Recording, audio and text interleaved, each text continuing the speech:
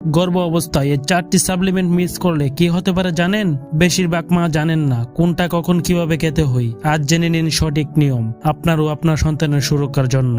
1 নম্বর, folic acid বাচ্চার মস্তিষ্ক ও spinal cord সঠিকভাবে গঠনের জন্য অপরিহার্য।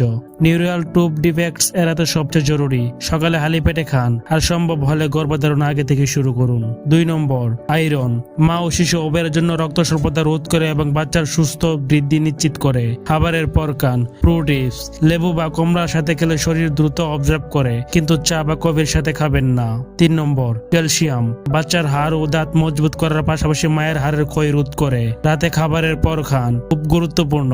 আয়রন ও ক্যালসিয়াম একসাথে খাবেন না, কমপক্ষে 2 থেকে 3 ঘন্টা ফাঁক রাখুন, না হলে দুটি কাজ করবে না। 4 নম্বর, ভিটামিন ডি মা ও শিশু উভয়ের রোগ প্রতিরোধ ক্ষমতা বাড়ায় এবং ক্যালসিয়াম শোষণে সাহায্য করে। সকালে খাবারের সাথে খান। মনে রাখবেন, ট্যাবলেটের পাশাপাশি সকাল 10টার আগে কিছুক্ষণ সূর্যের আলোও নিন। মনে রাখবেন, প্রতিটি মায়ের শরীর আলাদা, তাই যে কোনো সাপ্লিমেন্ট শুরু করার আগে অবশ্যই আপনার ডাক্তারের পরামর্শ নিন। তিনি আপনার জন্য সঠিক ডোজ ও সময় নির্ধারণ করবেন। আরও প্রেগন্যান্সি টিপস ও মা ও শিশুর যত্নের তথ্য পেতে লিটল কেয়ার ফলো করুন। এই তথ্য সেভ করে রাখুন, যখন দরকার তখন দেখবেন। আর শেয়ার করুন অন্য নতুন মায়েদের সাথে, তাদেরও সাহায্য করুন। ধন্যবাদ।